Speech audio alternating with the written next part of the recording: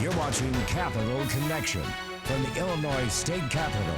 Republicans head into the summer campaign season feeling the political winds at their back. With Democrats in power, Republicans feel confident that voters will blame them for the rises in crime and cost of living and look to the GOP for a new direction. But Republicans who are still facing a primary election in June have to figure out which type of Republican they are. Some of them still litigating the 2020 election and whether or not they are under or outside of the shadow of former President Trump.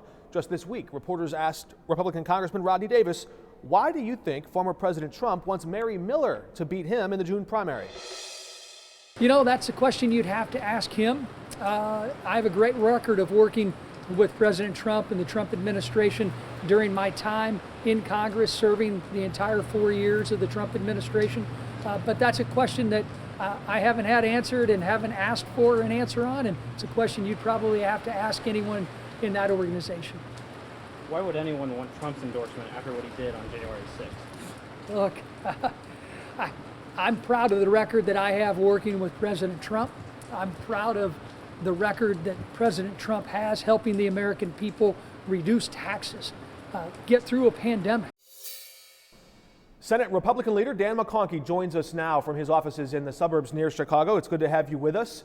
Just at the start of last year, you said, quote, the Republican Party stands at a crossroads. This was an op-ed on January 7th. You condemned the insurrection the day before and said you, quote, will do my part here in Illinois to repair the devastating divide that has been created in this country. Here we are 16 months later. Can you look back with clarity and say which direction did the GOP go at that crossroads? Well, I would say that the Republican Party here in Illinois has certainly done what we can to champion the promotion of ideas, making sure that the people are first. And, you know, one of the things that's really been interesting is the lack of public debate around some of the issues that we care about most. We've introduced legislation in regards to budget, taxes, crime. And for the vast majority of the issues that we've put forward, the Democrats have either not allowed those to advance or actually stolen parts of the ideas, put them into a different package and run them on their own in order to kind of avoid, I think, what the hard debate is in regards to some of the issues people care about most in this election cycle. So it'll be an interesting thing to see here in the months ahead.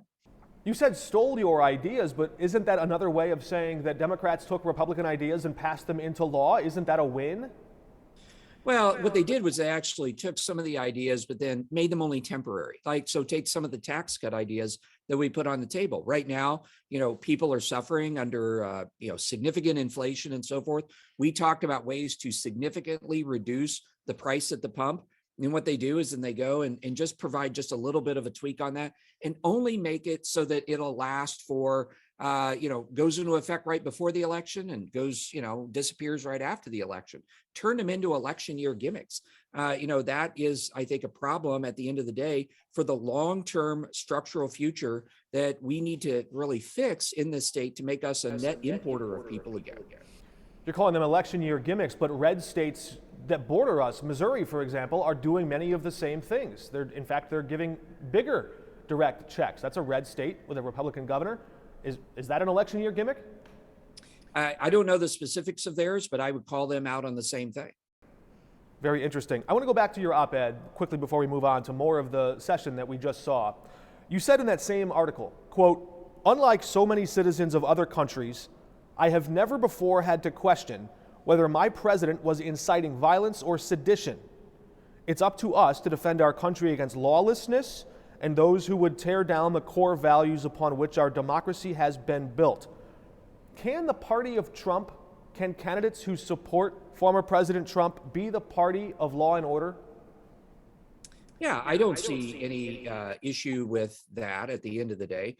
Look, we're not the party of Trump. I'm not the party of Trump. I'm the Republican Party. I'm the party of Lincoln. And at the end of the day, the important thing is that we're standing up for ideas and ideals and not a personality. And that is what the Republican Party has been about for decades and what I believe we're going to be going forward. What's causing the rise in crime? So I think there's a number of issues that are causing that. One has to do with simply with the fact that we are seeing police officers leave in droves. I just spoke to an individual earlier this week who he has a good friend who owned a car lot. And after midnight one night, there was an organized group that came in and just picked off every car in the parking lot. And so they call the police show up, and the police were like, look, we'll investigate, we'll go after them, but we're doubtful that even if we catch them, that there will be any sort of significant punishment that is meted out by the state's attorney. You can probably guess this was in Cook County. And, we're seeing other situations like that where we had a bunch of retail theft individuals who ran in, cleaned out a Louis Vuitton store in Oak Brook. One of them was on the run. After that, got cornered by police in Burr Ridge, which is half in DuPage, half in Cook County. The officers get him out of the car, handcuff him, stand him up. First words out of his mouth were, "What county am I in?" That is a really big issue, right? And to know that the offenders know that if they just get caught in the right jurisdiction, they're going to be able to get away with it. They're not going to be, in jail. They're not going to have the book thrown at them. They're not going to be pulled off the street.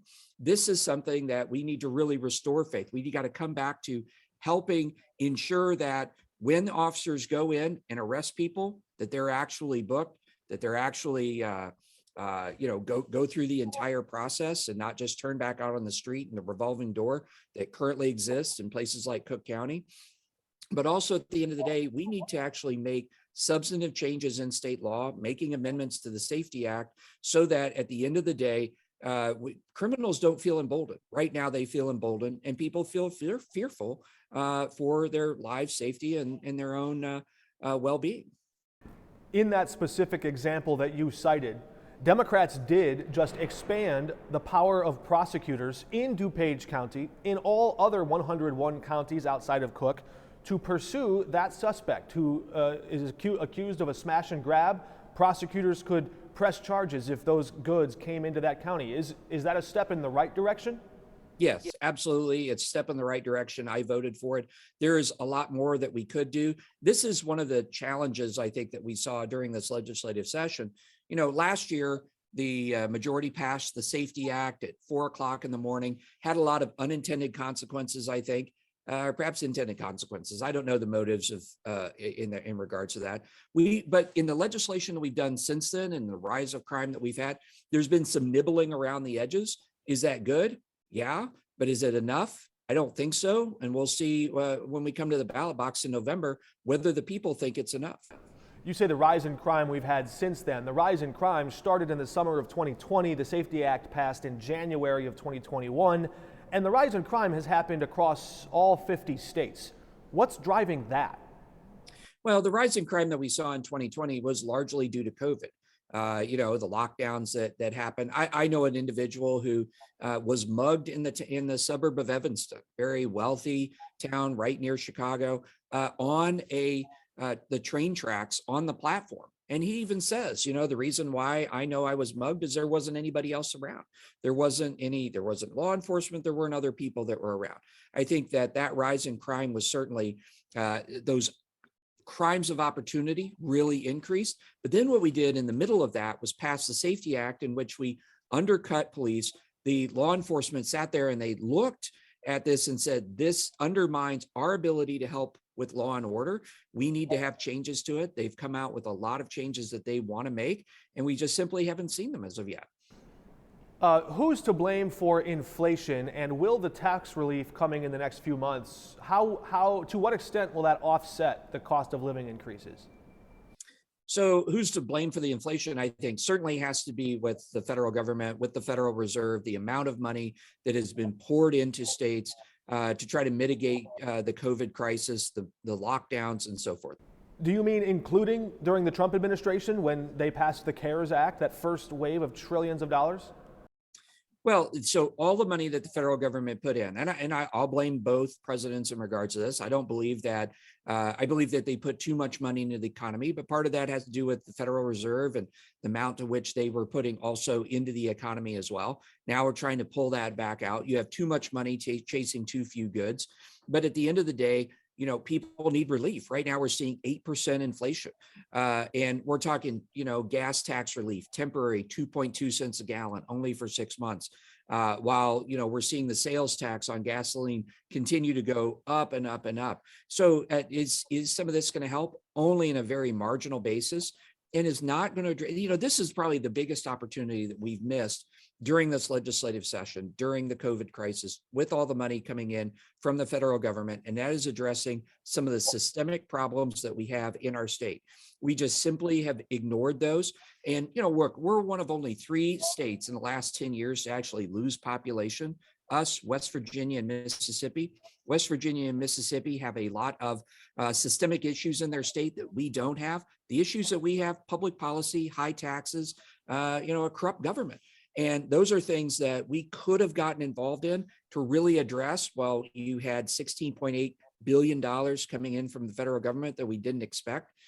We didn't do it. Well, I think we're headed for some days of pain ahead. That brings us to this November's election, where voters will pick the next leaders of our state. Aurora Mayor Richard Irvin is running campaign ads right now that say handouts keep people down. Do you agree? I have not seen those ads, so I don't know what they're referring to directly. I do believe at the end of the day, we do need to incentivize work. We need to incentivize the ability of people to be able to go out and provide for their own families. The government isn't in the way of that. At the end of the day, people being able to take care of themselves and their families is what I think everyone wants to do. And so this is something where handouts, we should have a hand up, right? Helping people get to the point that they're self-sufficient, and not something in which people are staying on government support for indefinite periods of time. What's the difference between a handout to a person and a handout to a big corporation? Do handouts keep corporations down? The question is whether or not the support from the government is temporary in nature and helps get them past a current crisis that allows them to continue to operate and live.